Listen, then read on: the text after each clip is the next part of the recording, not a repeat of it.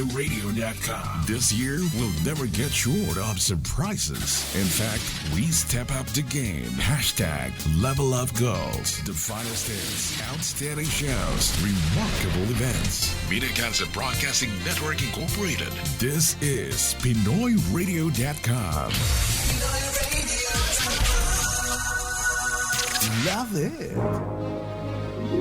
Buhay Migrante. Buhay Migrante. Mga kakaibang istorya ng buhay ng mga Pinoy sa Canada. The newest talk show on PinoyRadio.com. Join us in this journey. Life stories of our kababayans concerning current social, economic, legal, and political issues and policies that has a great impact on the Filipino community. Anchored by Earl Francis Takara, Tintin Pascual, at Von Canton. Samahan pa ng ating mga panauhing tatalakay sa mga usaping napapanahon, sumasalamin sa kabuhayan at kung paano mabuhay sa bansang Canada.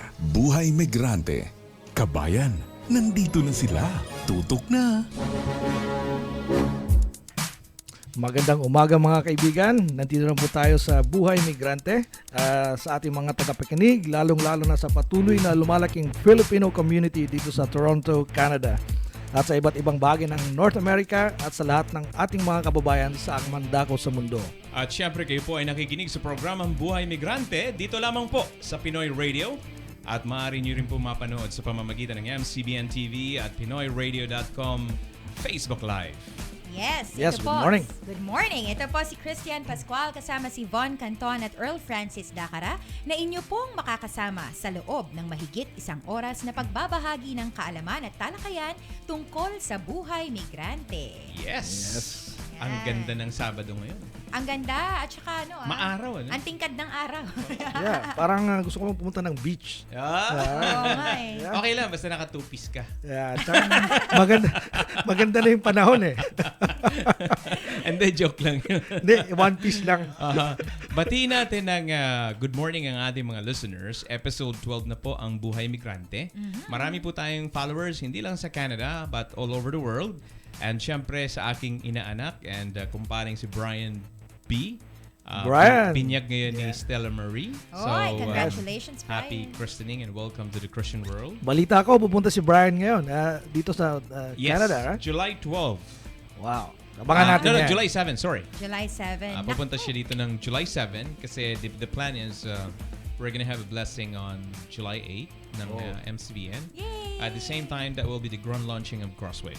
Wow. Nice. Yes. Abangan natin yan. Ang daming nagaganap sa Crossway MCBN. Ang dami. And we'd also like to congratulate Mahal Hudson. Yes. Congratulations. Congratulations, for having Mahal. Wow, comeback. Hindi ko alam yun Double blessing. Nice ba? Ngayon ko lang nalaman. Yeah, si Mahal Hudson po, siya po yung ating TV host sa programang Get Real with Mahal Hudson. To give you an overview, yung show niya po is a combination of Dr. Phil and opera. Oh, yeah. Yes. So yung idea nung kunin niya na because she's a clinical psychologist. Correct. That's right. Di ba?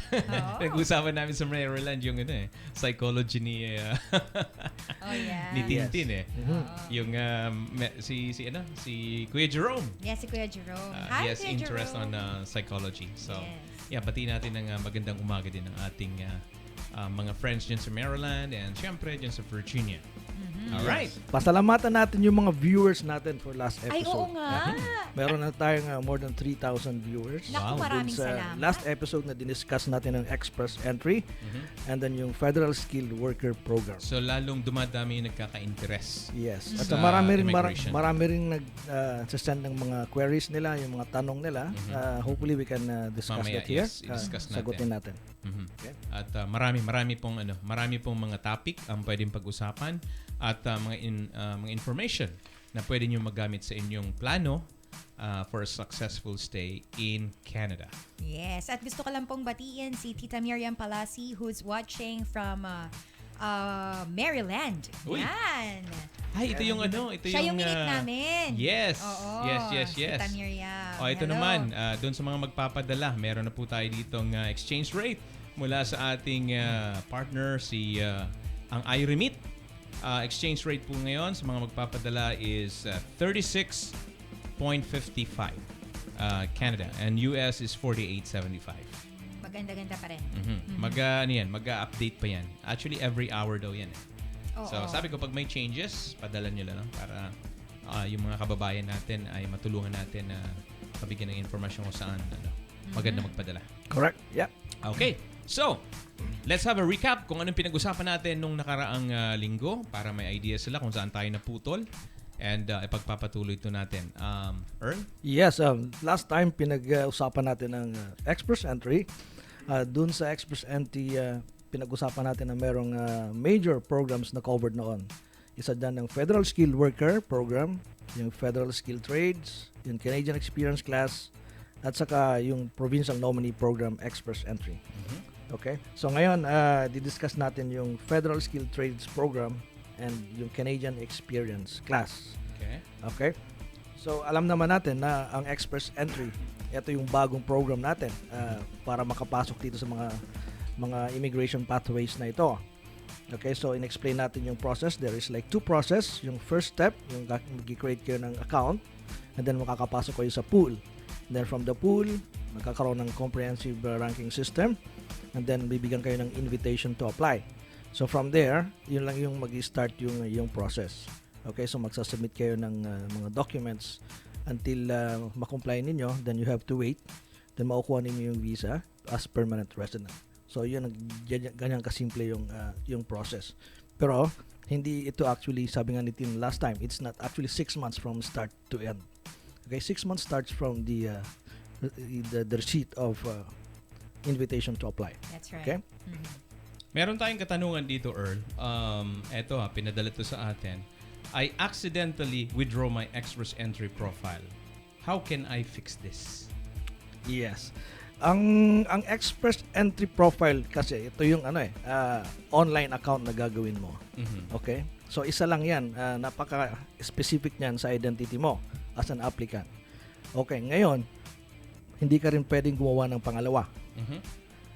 Pag ito ay na-withdraw mo, ibig sabihin na-cancel mo or na-delete mo, wala kang ibang pwedeng gawin kundi gumawa ka ulit ng bago. Simple. Okay? Simple lang kasi hindi mo pwedeng Ibakante. Napakarami nag-a-apply. Hindi mo yan ma-recover. Even na tumawag ka sa CIC para matrack yung application mo, the fact na na-delete mo yan, mahirapan na silang mag-recover niyan. So you have to create a new one. So isa lang dyan, ang importante, mag-ingat. Yeah, ingatan ninyo. Ingatan natin. Kasi wag lang yung click-click ng click-click. you can go through a representative like an immigration consultant kasi yung mga immigration consultant, meron din silang portal na account. So as a paid authorized representative, sila ang mag-a-apply para sa iyo. Okay, so sila ang mag-upload ng mga documents and then yung mga communication mapupunta sa kanila, then sila na ang mag-i-inform sa iyo. Okay, you can also do it by your own. Ikaw ang gagawa, pero yung risk na sa iyo. Okay, baka along the way may ma-miss kang documents or nagkamali ka, hindi mo na alam yung isusunod mo, kung ano i-upload mo na documents, kung tama ba ito, so it's on your own. Okay, so kailangan mo mag-research, magbasa, o Tsaka kung busy ka sa buhay mo, it's better to get help from somebody. Correct. Kasi, alam mo kasi, minsan common ng mistakes. Yes. Yung mistake is the cause of the delay true. ng process. Imaginein mo, kumpleto naman lahat, pero may naiwan ka lang isa, babalik yung papers mo kasi kulang. Yes. Oo, kaya importante yung consultancy, Diyan papasok si Northern Quest Canadian Sabay Immigration promote, Services. Oo. Diba? Hindi, kasi marami natutulungan ang Northern Quest sa pamamagitan ni Earl. And sabi nga ni Earl, 4 a.m. na ako natutulog. Yeah, because I make sure ba ako makatulog. Makatulog naman ako mahimbing. Kasi pag naisip ako may nag-inquire, so kailangan nila ng tulong noon. Yes. So kasi hindi natin alam kung anong stress na ang nare-receive nila Oo, dahil sa application na ito eh. Ayaw naman nilang masayang yung pera nila. Pangalawa, ayaw nilang masayang yung time nila. Oras, oo. Pangatlo, ayaw nilang ma-frustrate. Kasi maganda yung dreams nila sa Canada. Napakaganda ng Canada. Kaya Lalo na magsa-summer. Yeah. Alam mo na pag summer. Maraming activities. Lalo na yung mga Filipino community, very active. Very in active. Summer. So that means, Tina, lagi ka na naman nasa stage. Meron tayong booking. Correct. Meron tayong booking. Kasi may booking na naman si Tina. Kasi mahilig tong lagi itong naiimbitang kumanta. Yun. Isang magaling pong singer to si Tintin Pascual. Naku, Yan. maraming salamat. Uy. Pero someday, sasampulan tayo niyan. Sample na tayo ni Tintin. Eto, may katanungan pa tayo na-receive natin sa ating... by the way, you can like our Facebook page, Buhay Migrante Canada. Okay? So, ito po yung message to na isa.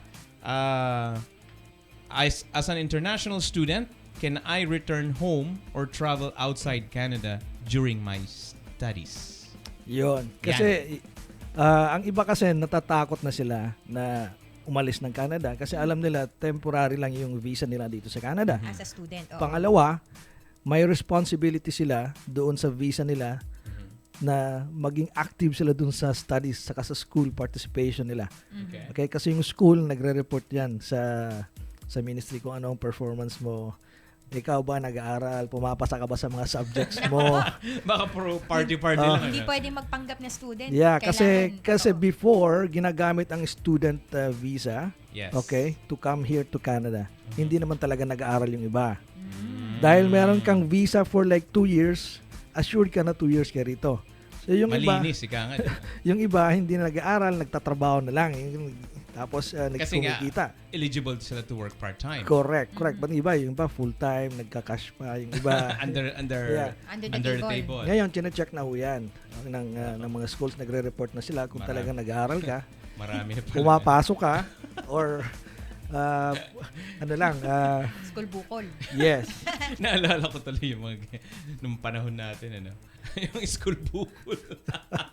Hindi pwede dito yan kasi Oo. mahal ang student visa rito. Sayang. Yung tuition pa. Ang tuition, tsaka yung living allowance mo. Oo, yung living allowance mo, pag pumasok ka dito, at least 10,000. Correct. Sayang yung panahon. Sayang ng panahon, Oo. yung opportunity niya makakuha ng Canadian education. Well, unless di mo talaga kailangan. Hindi, tsaka dollars yung ginagastos mo, hindi peso yan. Yun Eh nga. kung galing kang Pilipinas, million siguro ang dadalin mo bago Yes. makarating dito. Correct. Totoo. Yeah. Well, Okay. talagang ganun. Maraming kababalagan. Yes. So, anyway, kung ang sadya nyo ay maging estudyante rito, then be a student. Correct. Don't go anywhere. Yung sa tanong na pwede silang lumabas while a student, Hmm. pwede silang lumabas. As long as valid yung documentation mo, yung passport mo, meron ka. Okay. Yung study permit mo, Yes. valid pa rin. Mhm. Okay. Kailangan mo kung kailangan mo ng ETA, dapat may ETA ka from the countries that requires ETA but without visa. Yung mga nasa Europe, gano'n. Mhm. So, ibig sabihin, yung travel documents mo valid. Saka hindi ka mako-compromise doon sa student activities mo dito sa Canada. Allowed pa rin yan. Correct. Okay, baka may katanungan pa kayo Meron dyan tayong before we proceed doon katanungan. sa natitira pa nating topics express entry. Actually, meron ditong katanungan under naman the Federal Skilled Trades Program topic. Okay? Ayan. Okay. So, ang sabi niya, how can I qualify for the Federal Skilled Trades Program if the province or territory where I plan to live and work does not give certificates of qualification in my trade? Mhm. Yes. Ang province kasi, nasa kanila yon, nasa discretion nila kung magbibigay sila ng certificates of qualification sa trade nila. Okay. Okay. Otherwise, kung hindi sila magbibigay, ang magiging solution mo is like to check under the National Occupational Classification, Or NOC. yung NOC, kung ano yung equivalency ng trabaho mo. Okay, Oo. kung meron silang mga qualifying job offer sa trade na yon. Okay, so yun lang ang pwede mong solusyon kung meron kang employer na pwedeng magbigay sa'yo ng qualifying job offer. Mhm. So, kailangan mag-research. Hindi Yes. ka basta pwedeng mag-submit ng application only to find out pagdating mo dito. Yes. Kasi hindi yung pala available yung application profession sa mo. Canada, let us remember, hindi ito right privilege ito. Depende sa qualifications mo. Okay, remember that time yung discussion natin about admissibility. Okay? Magiging admissible ka lang kung nasa iyo yung qualifications. Okay?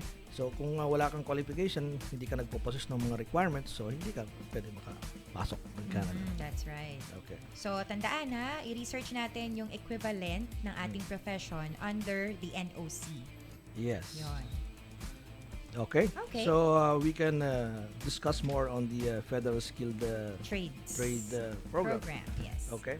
So yung Federal Skilled Trade Program kasi, isa itong program under the Express Entry na ikaw ay gusto maging PR. Ibig sabihin, ang entry mo dito is permanent residency.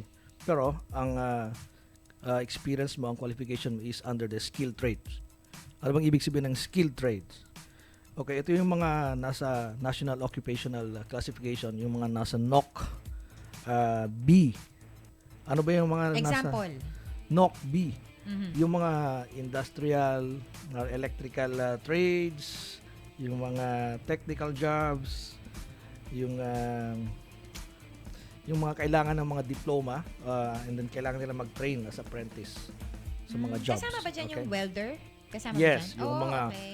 mga chef, electricians, mga cooks, yan mga yan. Yung mga I nasa see. processing, manufacturing, maintenance ng operation ng trades. Meron din silang yung mga agriculture and other related production. So malawak po yung Okay. sakop nitong Express Federal entry. Skilled Trades Remember, yung Program. Federal Skilled Worker Program, yun yung mga professionals. Oo, Okay. yun Ito naman yung mga FSW. skilled trades. Mhm. Okay. Okay. Ano ba to yung mga produkto natin yun sa TESDA halimbawa? Yun. Yeah, yung mga ganun. Diba? Eksakto. Sa Pilipinas. Oo. Correct. So ito yun, more So yun yung difference specific. ng Federal Skilled Worker and Federal Skilled Trades Program. Uulitin Yes. lang po natin. Under Federal Skilled Worker, nandito nakabilang yung mga professionals. Yes. Like mga engineers, Mga nurses, ganyan. mga And doktor. Correct. And then, ito namang si Federal Skilled Trades Program, dito naman po kasama yung mga kagaya na nabanggit ni Kuya Earl, mga chef, mga courses na ino-offer under TESDA sa atin, no? Yung mga Yung welders, mga short, yan. ang tawag natin kasi dyan is mga vocational courses. Yes. Vocational courses. Yes, yung mga maikli lang siya, pero very specific in training nila. And may diploma. May Yeah. diploma. Oo, Like Pero yung welding, dito yung sa program na ito, hindi pwedeng kunyari meron lang akong experience sa welding doon sa barangay namin. Pwede ka na dito. Hindi pa pwede kasi ito rin may mga Ayun nga pala, qualification. magandang tanong yun. Kailangan linawin natin yun. Hindi porket nagwi-welding ka dun sa barangay mo, Yeah. pwede na.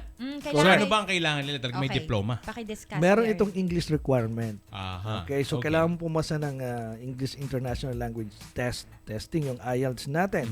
Ang score mo dito dapat CLB 5. Ibig sabihin, Kailangan Inglesero ka habang nagwe-welding ka.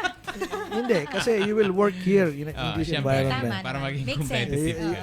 yung employer mo English, paano ka Ayun nga. paano ka magkapag-communicate kung hindi ka marunong Importante mag-English? So, importante po talaga mag-attend kayo ng English class nyo Yeah. habang nasa Oo. college or high school pa kayo. Pero hindi ito masyadong mataas kasi yung sa Federal Skilled Work is yung score mo is 6. Okay, on each band. Dito, pwede ka as low as 5.5. Yes. So medyo mababa ng konti yung English Basta requirement. enough na ano, Correct. Yeah. makaintindi ka Oo. at makapagsalita ka ng English. What's important Yes. is you can express yourself Correct. using Correct. the English language. Kasi ang inisip nila sa Federal Skilled Worker sa permanent residency under express entry, puro lang yung mga professionals. Hindi po. Pati yung mga trades, profession, yung trades field. Meron pwede. din silang opportunity. Actually, maraming trabaho niyan dito eh. For example, At saka malalakas ang kita niya Oo. mga yan dito. Hindi porket skilled, graduate ng 4-year course, laging guarantee mataas ang sweldo. Hindi po. yeah, correct. Yeah. Actually, Ang napansin ko sa Canada, the more physical ang job, tama. the more they pay big. Correct. Yung mga mekaniko dito, Yes. pinupuntahan yan. Nagpapaschedule dyan ng Yung mga tao. mekaniko po dyan sa Pilipinas natin o sa ibang bansa, mas maganda po yung may currently nyo na ginagawa, i-secure niya po may diploma pa kayo. Correct. Para pag sinabing pag nag-apply kayo, meron kayong papel for formality na lang kasi ginagawa nyo na nga. Yes. Yun po kasi ang requirement ng gobyerno natin. Correct. So paano ko malalaman na qualified ako dito sa Federal Skilled Trades? Ano ba yung mga Sige trabaho? Oo. Meron tayong tinatawag, in-explain ko kanina, yung NOC. Okay, yung NOC number nito is B. B. Okay? B. Kailangan at yung B na yun, ang mga nandun. NOC stands for National Occupation Occupations Classification. Classification. Okay. Yan ang ano dito sa Canada.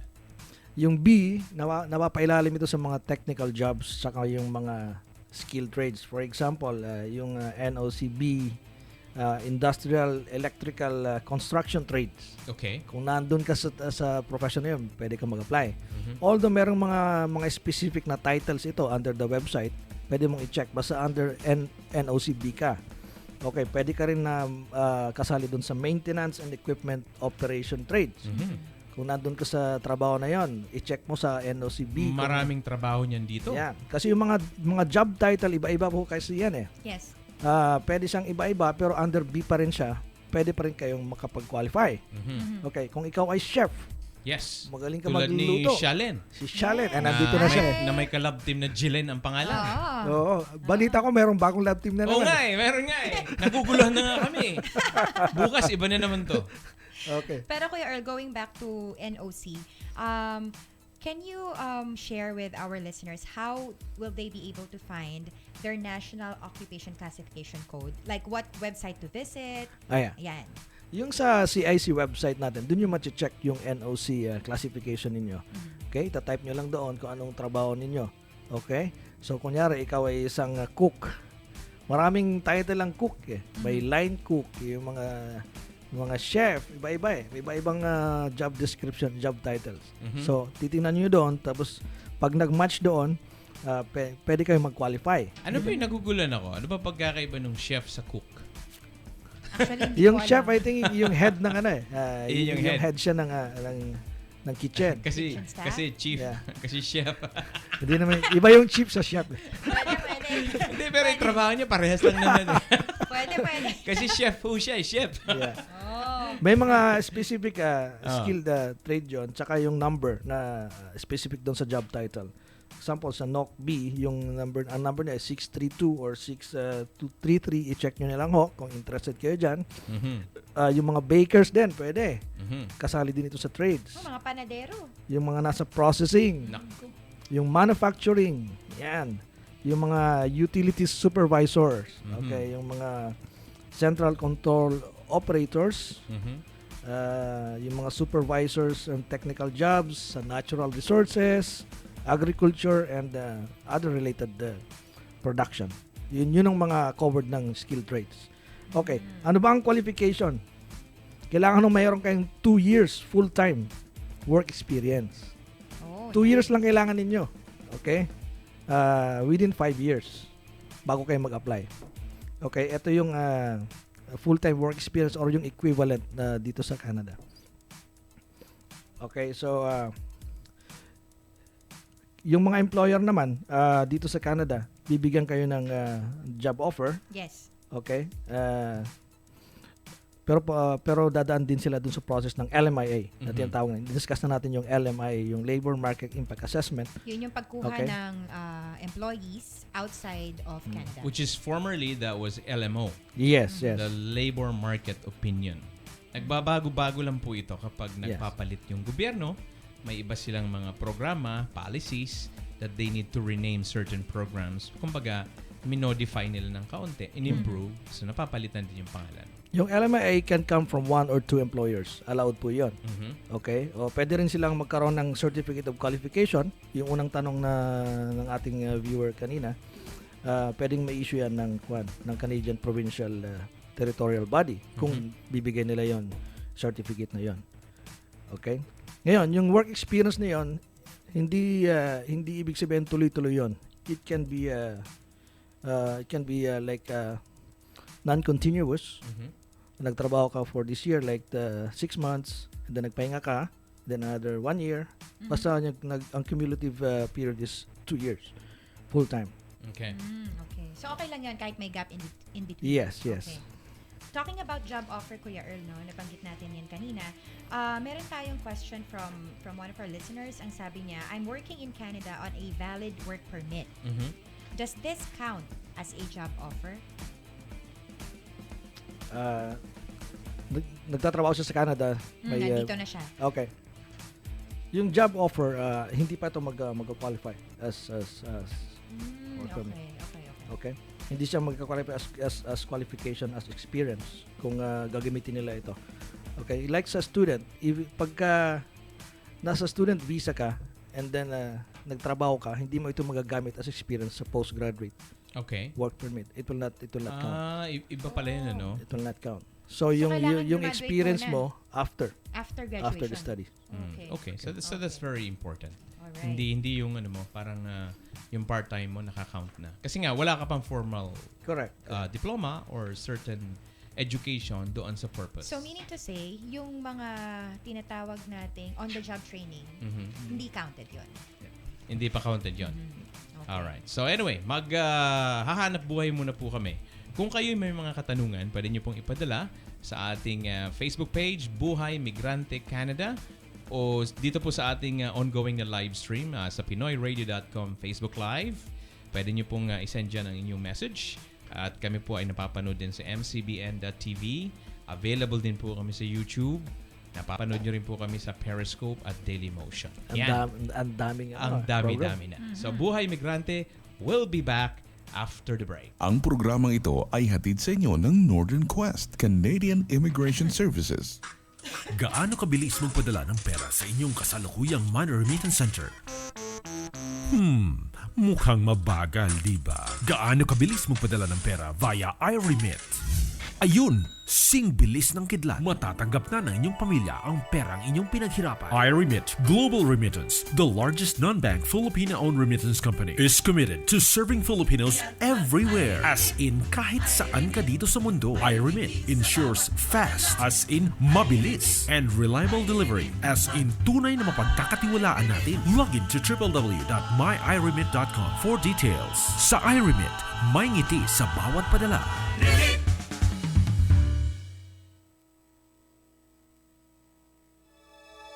What's the purpose of your visit? Do you intend to stay long? Questions. A lot of questions. So, what's your concern? Do you have issues on student visa or super visa? I want to know about family sponsorship. Business immigration? How about caregiver program? Self-employed class? Tell me more on PR and citizenship applications. Skilled and temporary workers? Please enlighten me on express entry. Etc., etc. More inquiries? And QCIS has the answers. Northern Quest, Canadian Immigration Services. Visit their website today, northernquest.ca, or better call them now at 647-302-3508. NQCIS, your reliable partner to your bright future in Canada.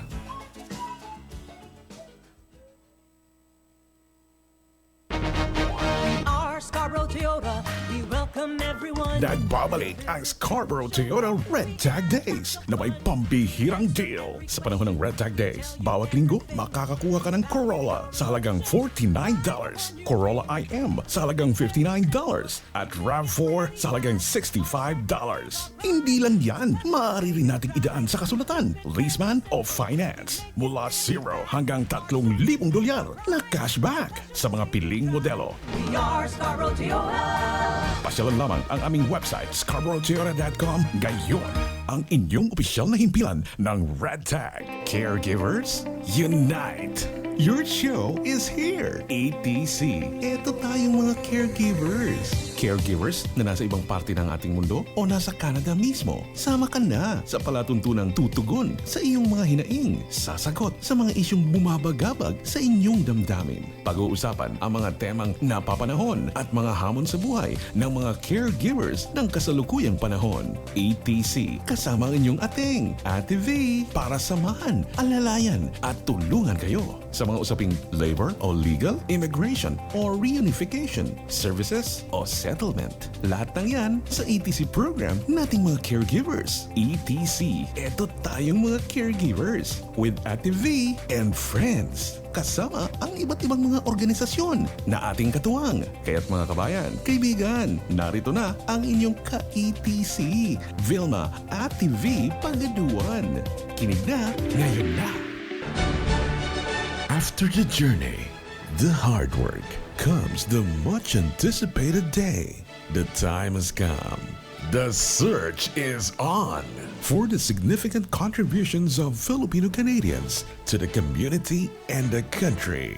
The first Golden Balangay Awards. Launching date, March 11. Nomination period, March 12 to August 11, 2017.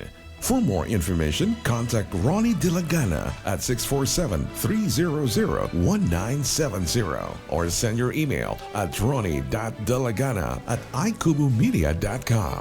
Libo-libong kwento ng paglalakbay, isang gabing pagdiriwang ng tagumpay. For the outstanding Filipino Canadians, this is for you. Usapang imigrasyon, talakayang patungo sa magandang destinasyon. Buhay Migrante. Magbabalik po tayo mga kaibigan. Ituloy natin ang ating talakayan tungkol sa Federal Skill Trades Program. Okay, so pinag-uusapan natin kanina na hindi kailangan tuloy-tuloy ang experience ninyo dito sa program na ito. As long as makaipon kayo ng 2 years of full-time or equivalent work experience in a skill trade within 5 years before kayo mag-apply, so pwede ito. So ibig sabihin yan, at least yung trabaho nyo is 30 hours per week. At least. Pwede kayong lumampas doon, pero okay lang yon. Okay? So, isa pa yan, merong mga qualifications doon sa job requirements ng skill trades. Tingnan nyo mabuti kung yung description doon sa website under NOC ay nagmamatch doon sa trabaho ninyo sa Pilipinas o kaya sa ibang bansa.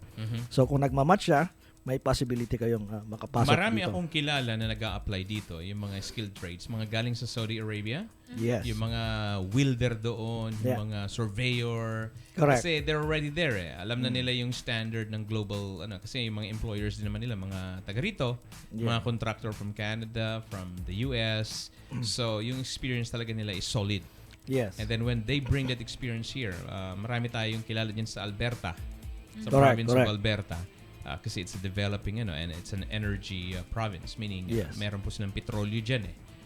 Yung tinatawag na oil sand. So, nagagamit nila yung technical know-how nila, yung maintenance experience nila sa Saudi. Kasi karamihan, mga engineer yan eh. Correct. Yung mga nasa Saudi. So, ito yung mga trabaho nila, mga like yung mga process engineer, mga maintenance, mga building, whatever. So, it's a good step na at least nakakuha kayo ng information doon sa mga hindi nagbabasa sa website ng cic.gc.ca. Yes. Ayan, makakatulong po sa inyo itong programang ito. We will do our best na makatulong man lang. Yes. Kasi this is a public service program and sa pakikipagtulungan po sa Northern Quest Canadian Immigration Services. Correct. Merong nagtanong sa akin kahapon, is from the Middle East, isa siyang surveyor. Doon po sa case niya, hindi ito papasok dito sa Federal Skill Trades dahil ang surveyor is professional. So, FSW. FSW siya. Okay. Kasi hindi siya papasok dito sa NOC Skilled B. trades. Okay. Okay, NOC A siya. Ang A is yung mga professionals, yung mga guide ng universities, tulad ng mga nurses, engineers, accountants. Yun, doon siya sa Federal Skilled So, Worker. kasali siya doon. Yes. Yes. Alam naman natin, pag Federal Skilled Worker Program, medyo mataas ang requirements. Okay? Yes. Meron siyang And even yung English requirement. English requirement Mas mataas. mataas. Yung point system nila mataas. Tapos yung trabaho nila, although 1 year lang, full-time, it has to be continuous in the last 10 years. Yung mga caregivers, ang classification siya nakapasok?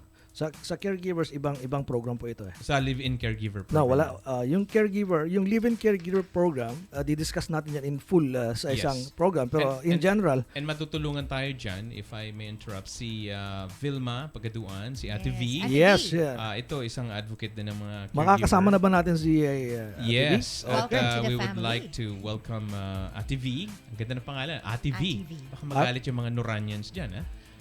Oo. Siya po ay will start her program on June 11. Yeah. And ang programa niya po ay ETC.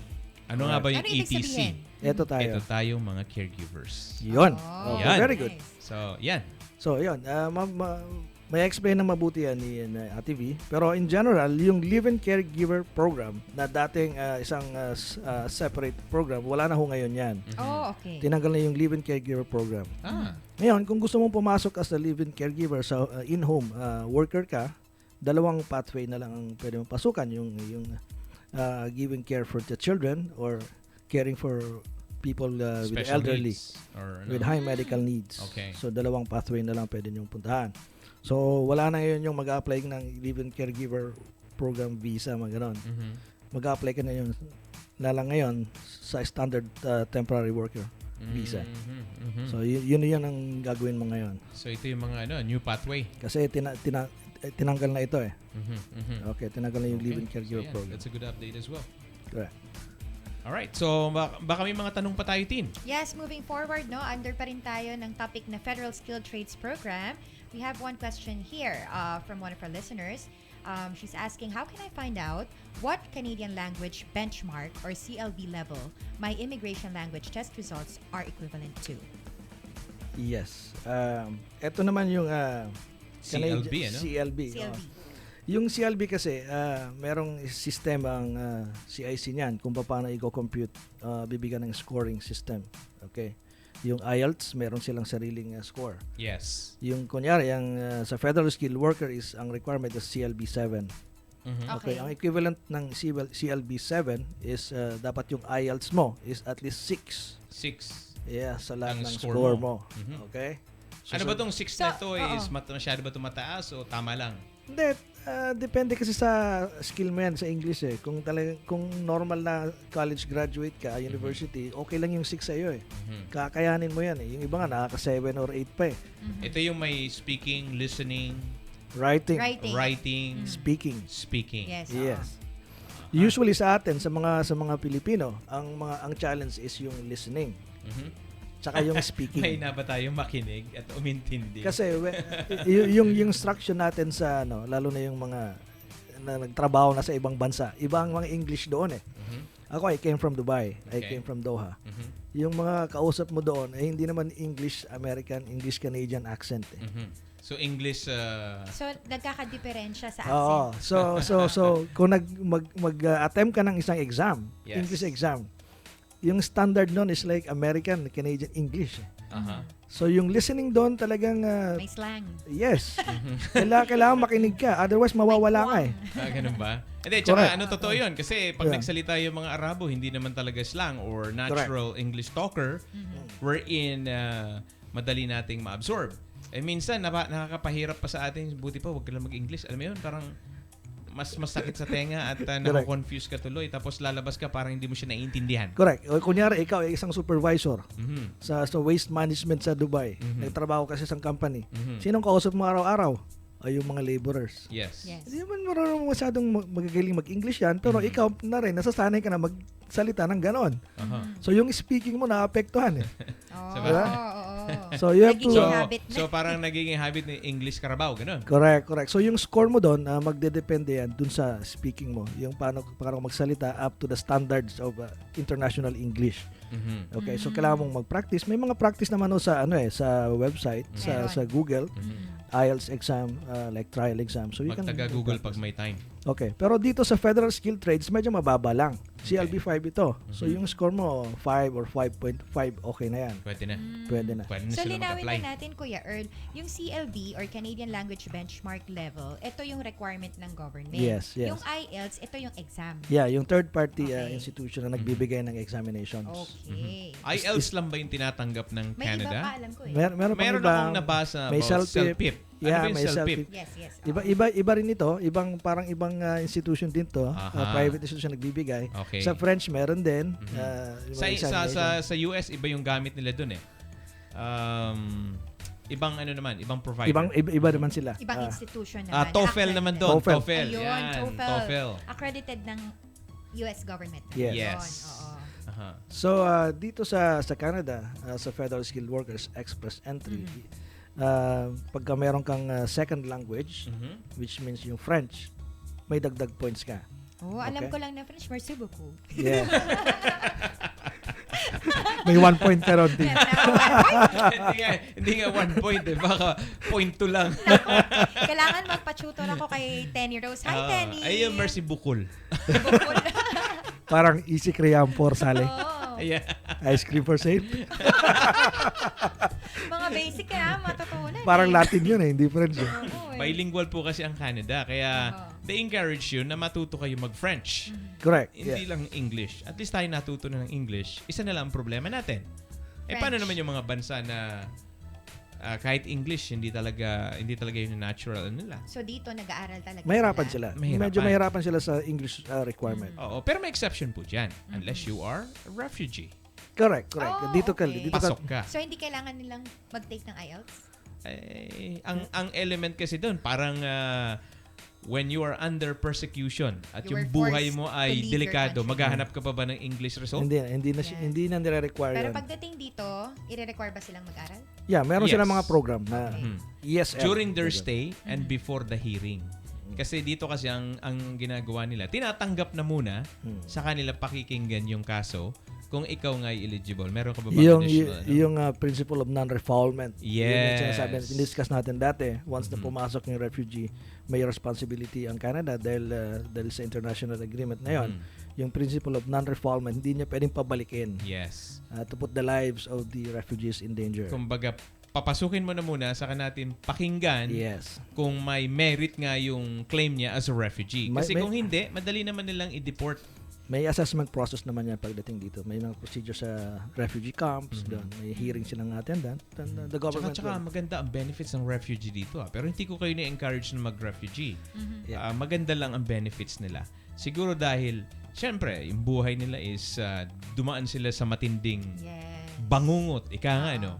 Kaya pagdating naman talaga dito, talagang inaalagaan sila. Meron so, may silang humanitarian yes. factor. naman Meron na. silang tirahan, may allowance, covered sila ng OHIP, Yeah. meron pa silang dental care. Correct. Sarap Kompleto. naman, may OHIP na part na Oh. doon yung dental care. Yes. Yes. Ayos And apart from the Canadian language benchmark requirement, meron ding tinatawag na educational credential assessment. Tama po ba? So bukod sa Yes. English, kailangan makita mo rin kung ano yung equivalency ng inyong credentials in terms of academics or educational credentials. Correct. Yung educational credential assessment naman, ito yung mga certification natin doon sa Pilipinas o sa ibang bansa. Kung meron siyang equivalency dito sa Canada. Yes, oo. Okay?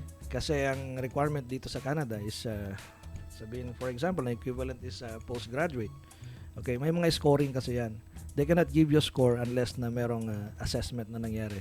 Yes. For example, yung ECA from the West or ICAS. Marami mga private institution na nagbibigay ng ECA. Okay, so from the ECA, magkakaroon ka ng points. Okay, kunyari, ang equivalent ng college degree mo is only post-secondary degree here in Canada. So, may 19 points ka. Okay, sa federal skilled workers. Kung may master's degree ka, tataas ka, may 22, 23 points ka. Dadagdag. Doctorate degree ka, 23 points, 24 points. Yan, makakuha ka ng maximum. Kaya naman nagdadagdag yan. Yung PhD, mga masters. Kasi syempre, normally yung gumagraduate ng master's at PhD, matanda na. Correct. So meaning, doon Bawas sa din age sa bracket age. naman, nabawasan ka na ng age. It's one way of setting it. Ibabalanse Yes. lang. Oo. Oo. Kasi syempre, alam nga naman, 21 years old ka, mayroon Yes. ka ng PhD, mayroon ka ng masters, di ba? Correct. So, nadadagdagan yung taon. Yeah. At the same time, doon naman sa kabilang qualification mo, yung age bracket mo. Bumababa ka naman. Makasiro ka na dahil yung PhD medyo may edad na yung mga Oo. kuwan doon. Kaya pambalance lang. Pambalance. Yeah. Pambalance lang. Okay, yung iba naman kulang sa points. So, for example, kulang sa IELTS. Naka 6 na siya. Pero yung score niya dun sa federal skill tayo, 65 pa lang. Kulang siya ng 2 points. So ngayon po, pwede kayong magkaroon ng points sa asawa ninyo. Pwede nyo siyang pa-examine ng English Aha. sa spouse. Pangdagdag. Pandagdag. You can get... Allowed na pala yun? Allowed na yun Kasi sa ang alam ko federal noon, skilled pag worker. ikaw principal applicant, solely doon i-base lahat ng points. No. Ngayon, sa adaptability factor, Aha. pwede ka na makakuha ng 5 points. Ba, may pakinabang na pala mga asawa ngayon, ano? O, kailangan lang maka-score siya ng at least the CLB 5. Yeah. CLB 4, 5. Yeah. Parang ano, bitin ang points ko. Teamwork yan eh. Alam mo yung ano, call a friend? Oo, Yeah. Di ba? oo. Oh, ito, call a husband. Yan. Yan, dyan pumapasok yung teamwork sa pamilya. Oo. Correct. Siyempre, sasabihin mo, ipasa mo yan kasi ito na lang pag-asa natin. Yes. Kasi crucial yan eh. Crucial yan. Kunyari, 6 ano kuha mo sa score. And then, nag-retake ka, nakakuha ka ng 7. Aha. Kung may dagdag points ka eh. At least 6 or 8 points ang madadagdag sa'yo. So, tuloy ngayon ang pa-Canada mo. Correct. Tuloy ang Yeah. pangarap. So, kailangan ng legal advice talaga dyan. Expert advice kung Oo. paano maibabalance yung mga point system Hindi mo dyan. talaga maiintindihan yan kung puro basa lang, ano? Wag lang mangyari na dahil dun sa score ng asawa mo na hindi ka, Nahihila hindi ka ka. umabot. Mag-away yan. Ayan, ibig sabihin yan, may utang ka sa asawa mo. Di ba? Hindi, akala ko forever na away. Pasalamat ka kung hindi dahil. Hindi, ang magandang Kung hindi siya, balita hindi mo dyan. makapasok. Magandang balita dyan. Hanggat hindi mo na ipapasa, yung IELTS mo, wag ka mag-proceed sa application Correct. kasi pwede mo namang Yeah. ulitin eh. Ulitin mo Oo. para makakuha ka ng better Aha. points. Tama. Okay Gastos naman nga yun. lang. Okay na yung gastos, basta sigurado yung application mo. Oo. Tapos Alright. meron tayong dagdag points pa rin kung may kapatid ka rito. Right? So, Which is, yun naman maganda yon kasi kung may kapatid ka dito, yung adaptability tsaka yung reunification, pumapasok Yeah. na dun eh. correct. Kasi kahit pa paano makakatulong ang kapatid mo dito. Dati kasi walang kapatid, yung ano lang, magulang, anak, mga Mhm. auntie, mga yeah. No, actually, Grandchild. like what I said, way back in 2000 when I first applied here, ano to meron na to dati. Ang kapatid nun may points na. Okay. 5 points yan. Okay. Kung may uncle, auntie ka rito, 5 points yan. Noong panahon. Okay. So, ngayon, nagpalit ng gobyerno, medyo may mga tinanggal sila. Kasi nga, well, we have to understand, all of this are political sometimes. There are political party na ayaw nila ng maraming immigrant. Yes. Meron naman political party that they welcome with open arms yung mga immigrants. So, kailangan maintindihan nyo yan. Now, we are under the Liberal government. Medyo open arms na tinatawag, no? Correct, So, this correct. is the perfect time for you guys to apply. I am telling you that now. Kasi, under the Conservative, talaga medyo iba. Yes. Binago lahat eh. Kumbaga, I'll give you some few. Yung application na yung LMO, 250 lang ang application noon. Noon yun. Ngayon, 1,000 na. Under yeah? the Liberal, it's 250. Yeah. Nagpalit ng gobyerno, ginawang 1,000. Yeah. Aba. Pero may naririnig tayo. Na ibabalik na naman. Baka babaan. Kasi or iba na babalik. naman yung partido. Correct. Okay. So ito political sometimes yung foreign policies na ginagawa nila, yung mga immigration programs nila. Ako I always believe that kasi it's a political alam mo yung ideology nila. There are people who doesn't like so much immigrants. Look what's Yes. happening now in the US. Oo. 'Di ba? Meron namang bansa na immigrants are our strength because this country is a land of immigrants. Correct. Di ba? Oh, the equality. Eh may mga tao na may hindi naniniwala sa equality. Yeah. Oo Totoo nga yan. eh. Pag puti sila, Nakakalungkot. parang no? mas supreme sila. Tulad sa Alberta, bakit kumukuha ng mga empleyado o mga laborer from the Philippines ang province of Alberta?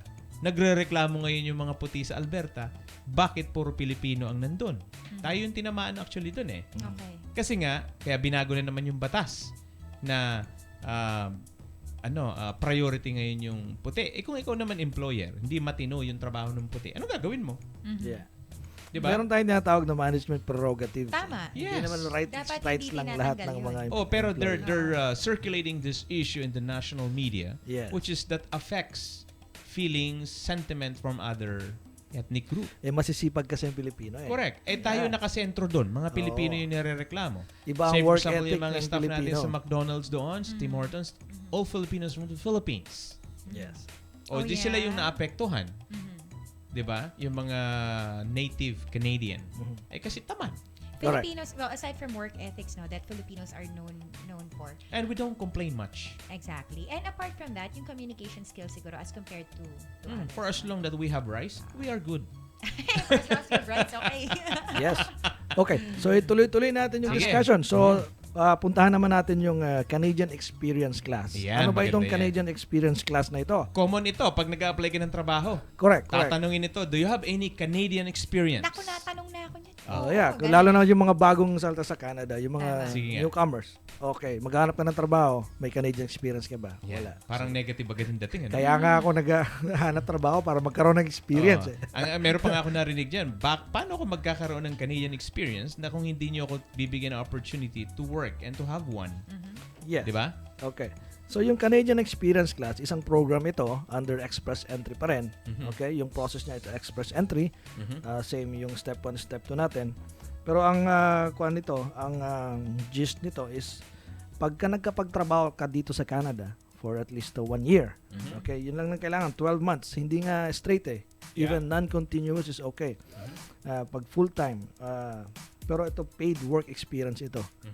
Ngayon, hindi lang ito B. Kasama na dito yung 0, A, tsaka B. Okay? Oh, Ibig so, sabihin ng okay. 0 yung managerial, Okay? okay? Yung A yung mga professionals, and B yung trades.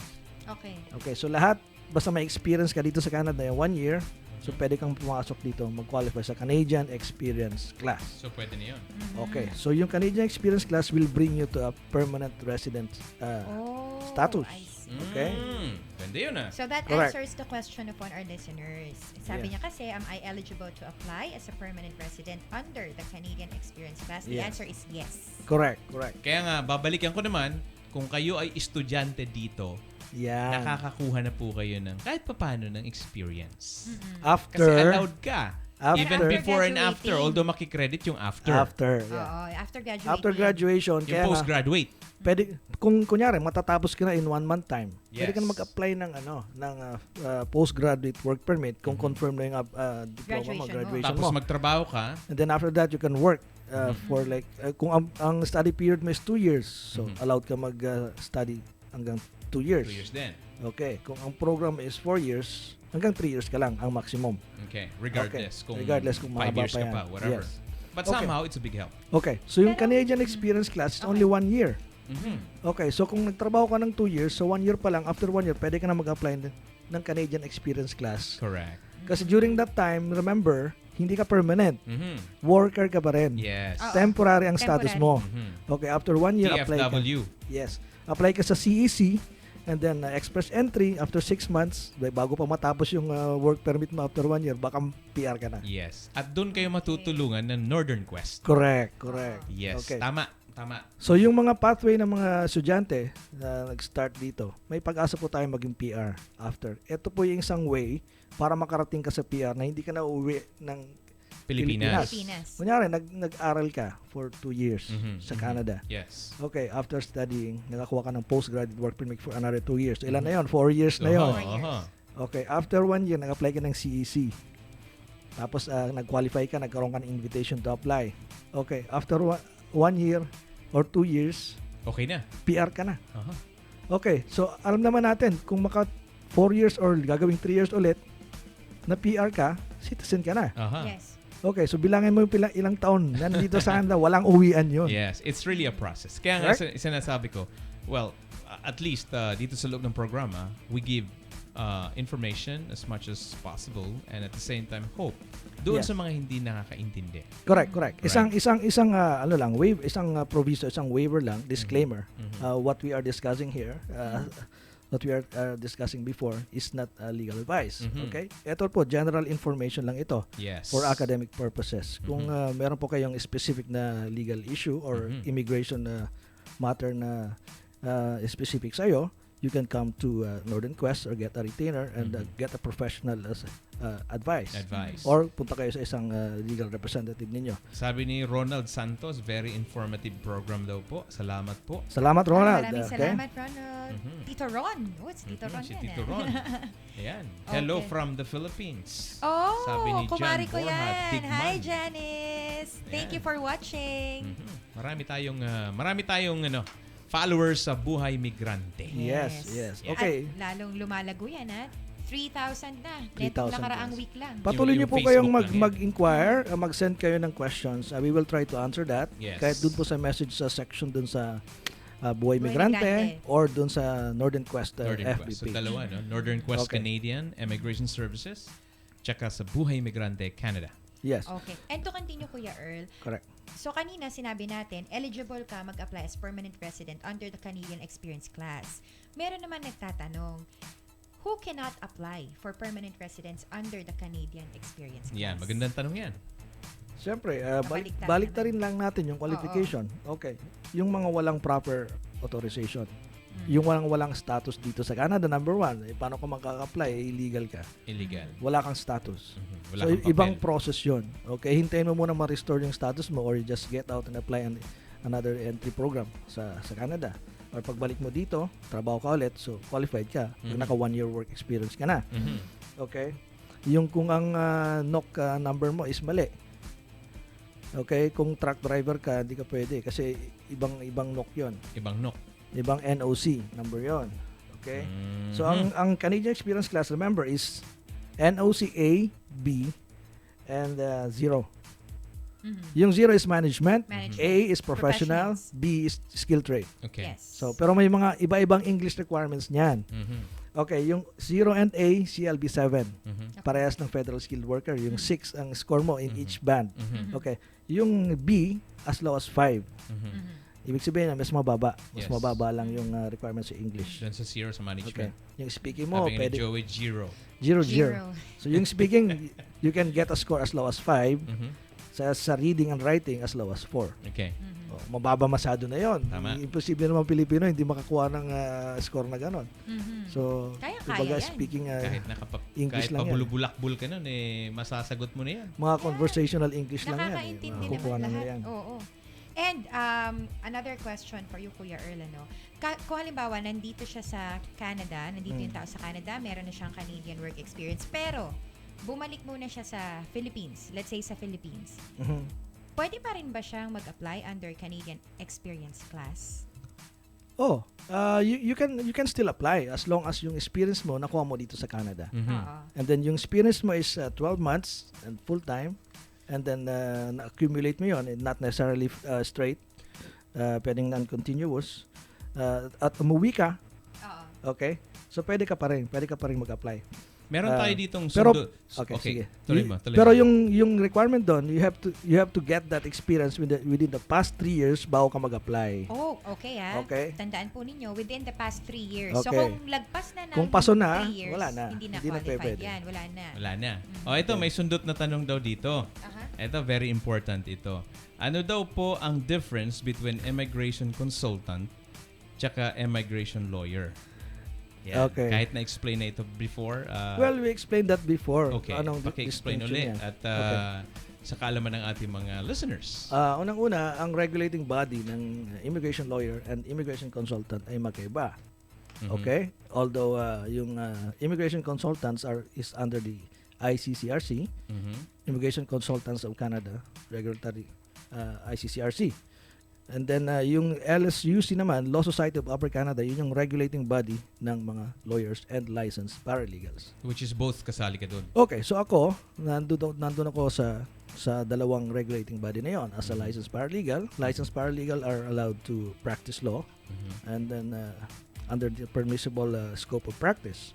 Okay, yung mga practice po niyan ay may small claims, traffic tickets, provincial offenses, Divorce. landlord and tenant board, tapos some criminal summary cases. Marami po. Maraming mga areas ang licensed paralegal. And then yung small claims naman below 25,000 is under the paralegal. And latest ngayon yung construction lien ata which used to be under the Superior Court bibigay na sa paralegal. Okay? So ayokong mag-discuss ng pros and cons against immigration lawyer because yung immigration lawyer meron din silang sariling practice. Ibig as a barrister or solicitor, they can practice in the field of law. But then there's no specific like subject on immigration in the law school. Okay. Okay? So iba-iba klase po kasi pagka magiging barrister law solicitor ka rito, you can get it through NCA.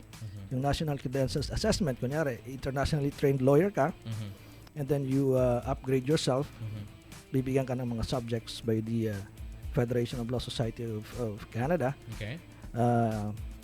Pagka nakapasa, natapos mo yan, then you will be given the chance to article and take the bar exam. Okay. So hindi mo kailangan mag-aral dito from first year to third year and get an article and finish in a university in Canada.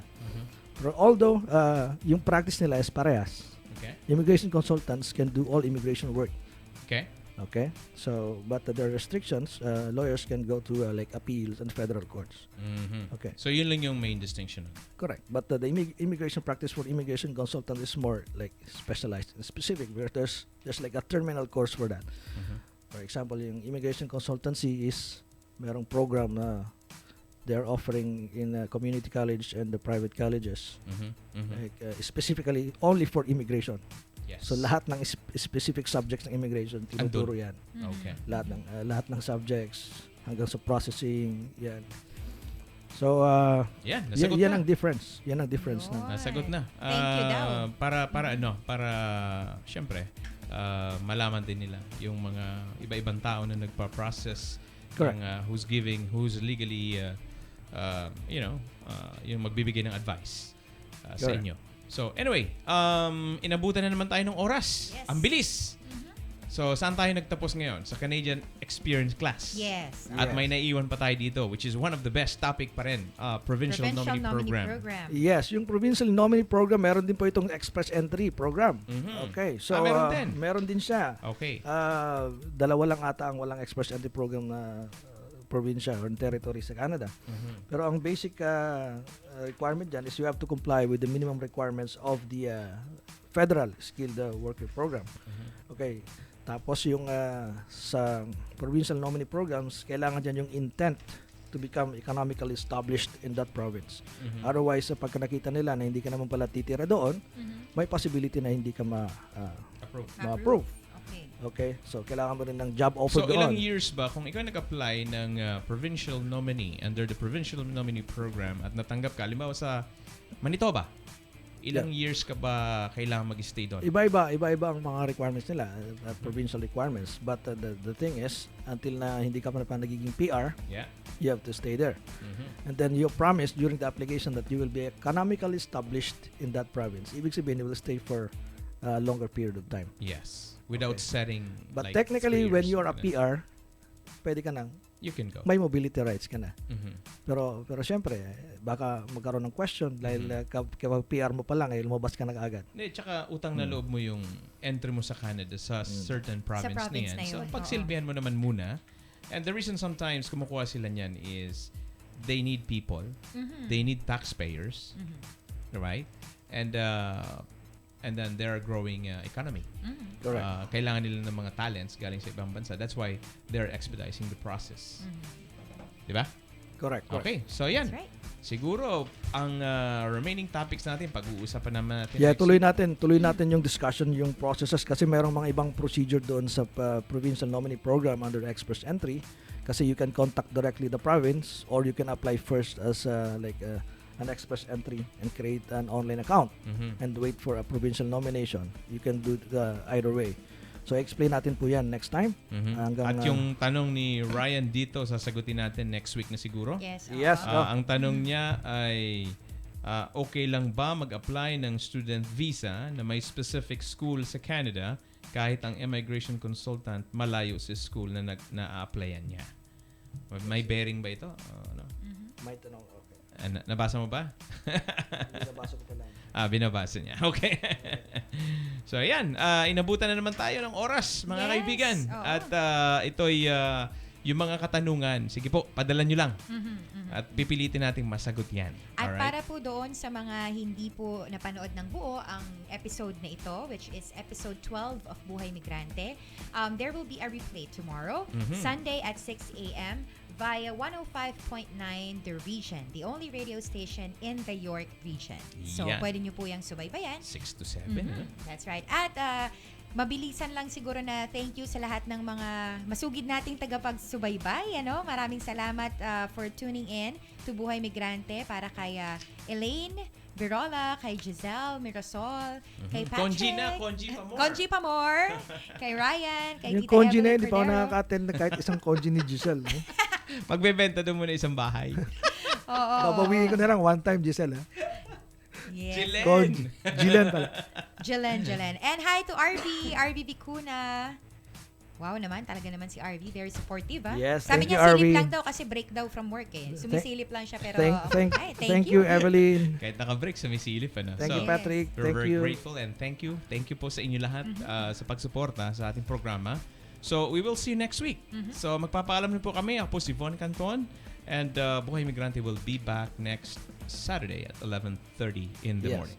Yes, at ito po si Christian Pascual. Maraming salamat sa inyo pong patuloy na pagtangkilik sa programang Buhay Migrante. Asahan niyo po ang mas malaman pa at mas maraming impormasyon na talakayan sa susunod na Sabado, 11:30 EST. Malaman. Parang peanut butter kanina. Ang sarap! Sa Thank you, pandesal, Ryan. no? Sa pandesal.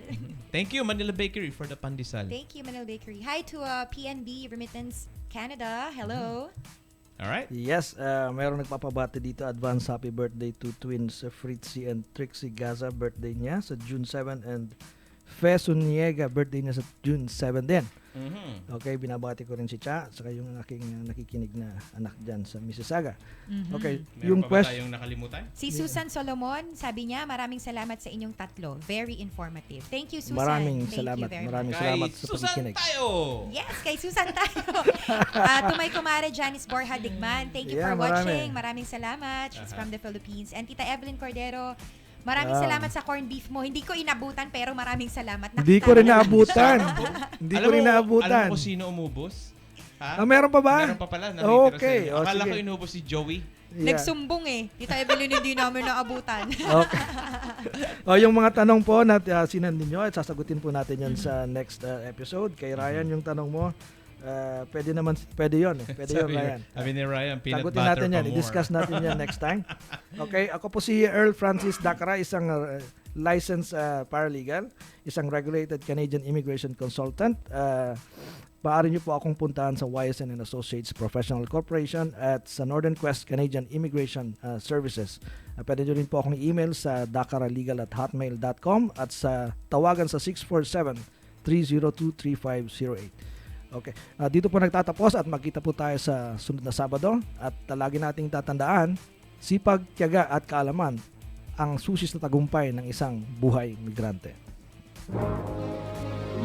Inyong natunghayan ang mga kwentong buhay na ating itinampok sa programang Buhay Migrante. Hanggang sa susunod na linggo, muli nating samahan sina Earl, Tintin at Von sa mga usapin ng buhay at hanap buhay ng ating mga kababayan Pinoy sa Canada. Abangan ang ating sunod na usaping tatalakayin at Pinoy na tampok sa ating palatuntunan. Buhay Migrante. Ang programang ito ay inihatid sa inyo ng Northern Quest Canadian Immigration Services. What's the purpose of your visit? Do you intend to stay long? Questions